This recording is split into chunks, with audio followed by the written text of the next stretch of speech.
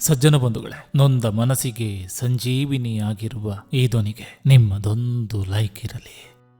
ಯಾರೆಷ್ಟೇ ಅವಮಾನ ಮಾಡಿದ್ರು, ಕೀಳಾಗಿ ನೋಡಿದ್ರು, ನಾವು ನಮ್ಮ ಸ್ವಾಭಿಮಾನ ಬಿಡಬಾರ್ದು. ಯಾಕಂದ್ರೆ ಬೇರೆ ವ್ಯಕ್ತಿಗಳ ತರ ಸಮಯಕ್ಕೊಂದು ಬಣ್ಣ ಬದಲಾಯಿಸುವ ಊಸರ ಒಳ್ಳೆಯ ಬದುಕು ನಮ್ಮದಾಗಬಾರ್ದು. ಜೀವನದಲ್ಲಿ ಏಳು ಬೀಳು ಇದ್ದಲ್ಲೇ ಗೊತ್ತಾಗೋದು ನಮ್ಮವರು ಯಾರು ಅಲ್ಲ ಅಂತ.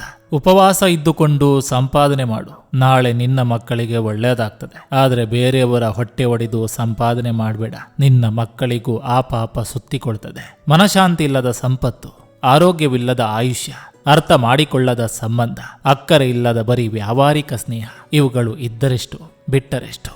ಸಮಯ ಬದಲಾಗೋದು ಗೊತ್ತಾಗ್ತದೆ, ಆದರೆ ನಮ್ಮ ಜೊತೆಲೇ ಇದ್ದ ಜನಗಳ ಮನಸ್ಸು ಬದಲಾಗೋದು ಗೊತ್ತೇ ಆಗಲ್ಲ.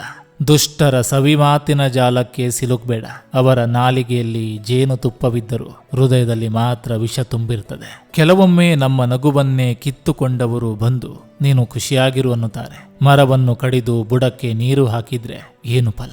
ಇನ್ನೊಬ್ಬರ ಜೀವನದ ಬಗ್ಗೆ ಇಲ್ಲ ಸಲ್ಲದ ಕತೆಗಳನ್ನ ಕಟ್ಟಬೇಡಿ. ಯಾಕಂದ್ರೆ ನಿಮ್ಮ ಜೀವನದ ಬಗ್ಗೆ ಬೇರೆಯವರು ಕಾದಂಬರಿ ಬರಿಬಹುದು, ದಾರಿ ಬೇರೆಯವರಿಂದ ಕೇಳಿ ತಿಳಿಬಹುದು, ಆದರೆ ಗುರಿ ಮಾತ್ರ ನಮ್ಮದೇ ಆಗಿರಬೇಕು. ಗಂಡು ಮೌನವಾಗೋದು ಜವಾಬ್ದಾರಿ ಹೆಚ್ಚಾದಾಗ, ಆದರೆ ಹೆಣ್ಣು ಮೌನವಾಗೋದು ತನ್ನವರೇ ತನ್ನ ಅರಿಯದಿದ್ದಾಗ. ಅರಿತುಕೊಳ್ಳದ ಮನಸ್ಸುಗಳ ಮುಂದೆ ಎಷ್ಟೇ ಅರಚಿಕೊಂಡರೂ ಪ್ರಯೋಜನವಿಲ್ಲ. ನಮ್ಮನ್ನು ಅರಿತುಕೊಳ್ಳುವವರು ನಾವು ಮೌನವಾಗಿದ್ದರೂ ಅರಿತುಕೊಳ್ಳಬಲ್ಲರು. ಸಜ್ಜನ ಬಂಧುಗಳೇ, ಇದು ಇಂದಿನ ಸಂಚಿಕೆ ಅಂತ ಹೇಳ್ತಾ, ಈ ಸಂಚಿಕೆ ನಿಮಗೆ ಇಷ್ಟವಾಗಿದ್ರೆ ದಯವಿಟ್ಟು ಒಂದು ಲೈಕ್ ಮಾಡಿ, ಜೊತೆಗೊಂದು ಕಮೆಂಟ್ ಮಾಡಿ. ಮತ್ತೆ ಮುಂದಿನ ಸಂಚಿಕೆಯೊಂದಿಗೆ ಅತಿ ಶೀಘ್ರದಲ್ಲಿ ನಿಮ್ಮನ್ನ ಭೇಟಿ ಆಗ್ತೇನೆ. ನಿಮ್ಮೆಲ್ಲರ ಮನಸ್ಸು ಪ್ರಶಾಂತವಾಗಿರಲಿ ಅನ್ನೋದು ಈ ವಾಹಿನಿಯ ಉದ್ದೇಶ.